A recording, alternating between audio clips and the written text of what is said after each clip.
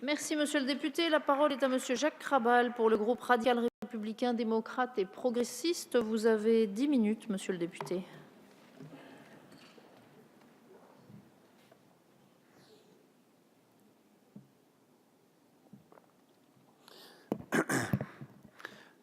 Madame la présidente, madame la ministre de l'écologie, monsieur le président de la commission du développement durable, madame la présidente de la commission des affaires étrangères, mes chers collègues. En premier lieu, malgré les drames que nous venons de vivre, je voudrais saluer le gouvernement pour le maintien de la COP21. Ce n'était pas évident. Ça a été un choix qui me semble être une réponse face au terrorisme, une de nos ripostes supplémentaires. Au-delà des enjeux climatiques, dans ce contexte, nous ne devons ni faillir ni faiblir. Notre débat témoigne de l'implication des parlementaires sur les questions relatives à la lutte contre le dérèglement climatique et à la décarbonisation de notre économie. Et il témoigne surtout de l'implication du président Jean-Paul Chanteguet, que je remercie encore une fois.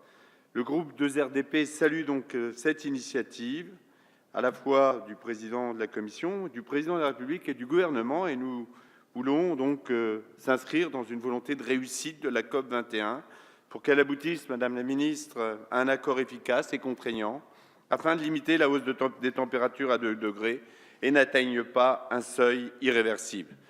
Les 7 premières pages de la résolution forment un inventaire d'abord du vu sur les conventions, accords et travaux majeurs effectués sur ces questions à tous les échelons parmi les meilleurs experts. Ensuite, la proposition détaille un exposé de multiples considérants sur les menaces provoquées par le réchauffement et sur les méthodes pour les prévenir ou les limiter.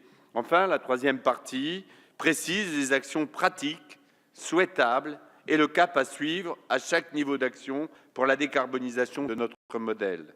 Cette proposition est un bon exemple des possibilités données aux parlementaires pour défendre et proposer des idées. Sans cette initiative, sans cette réflexion complémentaire à ce que fait le gouvernement, notre Assemblée aurait accompagné la COP21 avec un rôle minoré.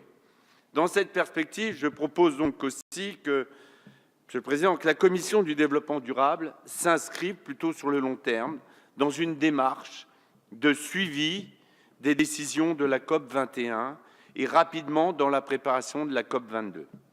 Nos COP se suivent, mais manquent de continuité politique. Et donc, nous pouvons participer, quelque part, à combler ce manque. Nous sommes appelés aujourd'hui à fixer un cadre, des orientations et des priorités à suivre pour et au-delà de la COP21, des objectifs, des calendriers et des moyens. Les mutations en cours sont sans précédent pour l'humanité, par leur ampleur, par leur vitesse, par la nécessité de conduire le changement de notre modèle économique et énergétique, de nos modes de consommation et de production. Notre mix énergétique va devoir évoluer avec le remplacement progressif des combustibles fossiles, ça a été dit tout à l'heure, le pétrole, le charbon, le gaz, par les énergies renouvelables. Nous quittons un monde bercé par l'illusion de la profusion des ressources naturelles et des matières premières, comme l'eau, les forêts, d'un air sans CO2, celle d'un climat stable, d'une biodiversité en permanence renouvelable, illusion des terres agricoles fertiles en abondance, laissant croire à une production et une urbanisation illimitées. Pendant un siècle et demi, nous avons constaté un progrès considérable de notre qualité de vie en termes de sciences, de médecine, de technologie, d'industrie, mais en dépit des lanceurs d'alerte, nous avons aussi été aveuglés par l'amenuisement irrémédiable des ressources naturelles. Il aura fallu attendre les alertes répétées du GIEC, émanation de l'ONU, pour se rendre compte de l'état de la situation et plus grave encore que les scénarios les plus pessimistes. Cette proposition de résolution a toute sa part dans cet ensemble de documents demandant la refondation du modèle de croissance. Les conséquences seront plus dures que le changement exigé sur la crise alimentaire, sur l'étalement urbain, sur les nouvelles migrations climatiques, avec des millions d'hommes et de femmes que nous ne pourrons plus renvoyer chez eux, car ils n'auront plus de chez eux qui sera sous les eaux ou transformé en désert. Sur le problème des ressources en eau, les émeutes de la faim, l'état des mers, océans, des fleuves, les rivières, partout dans le monde, y compris en France. D'ailleurs, nous avons tendance à minorer, et ça a été rappelé tout à l'heure, les conséquences du réchauffement climatique sur l'eau. Et je tiens à saluer la force de l'intervention de Maïna Sage tout à l'heure sur le fait des problématiques du littoral et plus largement des îles. Inondations, sécheresse, tempêtes, les dérèglements du cycle de l'eau menacent notre capacité à assurer les besoins fondamentaux pour boire, se nourrir, se loger, se soigner. Ces dérèglements menacent aussi la biodiversité, les récifs, les écosystèmes aquatiques, la stabilité des pays en causant des conflits, des guerres, des phénomènes migratoires et des épidémies. Les changements climatiques, c'est le changement aquatique. Tout est lié. 90% des catastrophes naturelles sont liées à l'eau. Le paramètre de l'eau doit avoir plus de place dans les COP 21, dans la prochaine COP 22 au Maroc et dans les suivantes, au même titre que l'énergie. Nos collègues élus dans des territoires littoraux ou ultramarins ne peuvent qu'en témoigner. Les négationnistes ont longtemps voulu opposer l'écologie à l'économie, au progrès social ou la puissance industrielle à une indispensable évolution environnementale. La mutation est si vaste et touche simultanément un si grand nombre de sujets qu'elle ne peut s'opérer que par la mise en mouvement de tous les acteurs, y compris et d'abord localement dans nos territoires. Pour ne donner qu'un seul exemple, Madame la Ministre, je salue les actions menées au sein du territoire à énergie positive grâce à l'action du gouvernement qui a été mise en œuvre et nous voyons les premiers effets. Et il y a tout un calendrier parallèle à l'action de la COP 21 sur notre territoire comme dans de nombreux territoires français. Bien sûr, il y a le niveau local, mais il y a le niveau international. Ces conférences montrent une ligne de partage avec une vision binaire du monde. Les pays industrialisés et les pays en développement, dans lesquels on trouve aussi des pays émergents et des pays les moins avancés. Le grand enjeu, c'est de faire bouger cette ligne de partage héritée du protocole de Kyoto et de la Convention 4 de l'ONU en 1992. On parle de climat depuis longtemps, mais en attendant un accord efficace, le CO2 s'accumule dans l'atmosphère. Le GIEC a montré dans son 5e rapport que la cause majeure du réchauffement est liée, bien évidemment, personne ne peut en douter aujourd'hui, aux activités humaines. Il a aussi montré que la limite de réchauffement à plus de degrés signifie émettre moins de 400 gigatonnes de CO2 dans les prochaines années. Or, nous émettons 50 gigatonnes par an au rythme actuel. Pour limiter à plus de degrés, on a moins de 10 ans pour devenir globalement neutre en carbone. Et le monde a changé. Le premier émetteur au monde, c'est plus les États-Unis. 17% du total, mais la Chine avec 25% des émissions. Pendant la COP 21, il faudra sortir de ce cadre bipolaire qui n'a plus sa pertinence pour les questions climatiques et énergétiques. Le principe d'une responsabilité commune mais différenciée est acté, mais il reste à savoir comment opérer cette différenciation.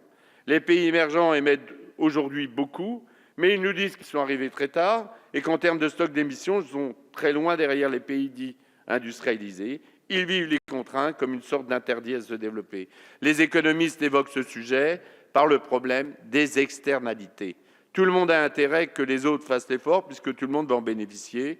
Le coût de l'effort est privé et que le bénéfice est commun. C'est ce qu'on appelle la position optimale du concept appelé passager clandestin, où aucun État n'a intérêt à faire l'effort en premier. La France et l'Europe ne peuvent plus sacrifier leur compétitivité et voir leurs industries se délocaliser alors que les réponses au niveau mondial existent. Ces réponses sont détaillées dans la proposition de résolution, elles sont connues, elles sont fondées, mais il faut une décision au niveau supranational pour sortir du jeu du passager clandestin. C'est le problème de la gouvernance mondiale de l'écologie qu'on a abordé ce matin. Nous devons rééquilibrer la gouvernance pour qu'une force publique impose des contraintes et mette en place des incitations vertueuses. Comment faire en sorte pour que le prix de l'énergie reflète davantage l'empreinte écologique suscitée par l'utilisation de cette énergie? Sous quelle forme fixer ce prix? Une taxation poserait les enjeux de redistribution complexes. Sans accord contraignant, il y a une autre solution pour éviter le passager clandestin, la taxe aux frontières, ça a été rappelé, pour installer un prix de carbone dans une zone, sans conséquence sur la compétitivité de la zone et sans être obligé de suivre le même rythme du prix de carbone que les autres zones. C'est une piste pour harmoniser des trajectoires et des stratégies différentes de réduction des émissions. Pour les instruments économiques, pour penser la tarification du carbone, la difficulté, c'est la gestion des effets distributifs et des effets de compétitivité. Au centre des négociations, il faut mettre la question de la valeur que nous accordons au climat. Quel niveau de tarification pour le CO2 et quels sont les mécanismes pour redistribuer entre les pays? Kyoto était basé sur un système de droit historique avec un bonus aux pays qui ont accumulé un stock de CO2, mais il est impossible d'élargir cette structure de tarification au monde entier. Nous devons penser une formule distributive adéquate avec des dispositifs gagnant-gagnant, une formule que vous aimez bien, Madame la Ministre, où les vertueux sont récompensés. Pour parvenir à un succès de la COP21, une solution plutôt carotte que bâton, encore une formule que vous connaissez, envisagée par les négociateurs serait d'élargir la négociation à la prise en compte de formes de récompenses, de compensation, comme des quotas d'importation et d'exportation sur d'autres types de marchandises. Ça permettrait, j'en ai terminé, Madame la Présidente, ça permettrait à des pays vertueux de progresser dans leur croissance, car on leur offrirait alors davantage de marchés. C'est une forme d'incitation positive. Madame la Ministre, la tâche est immense. Si vous pouvez compter sur nous pour décliner les solutions localement, nous comptons sur votre volonté et votre habileté pour que la COP21 soit féconde en dépit du contexte de violence et de terreur. Comme l'écrit Alexandre Dubas, né à Villers-Cotterêts, la nature sait calmer les plus vives douleurs. L'enjeu de sa préservation doit rassembler les bonnes volontés, ouvrir des perspectives plus heureuses pour notre planète à travers l'emploi, l'égalité pour tous les hommes. Les députés du groupe 2RDP voteront sans réserve la proposition du président Jean-Paul Changuet.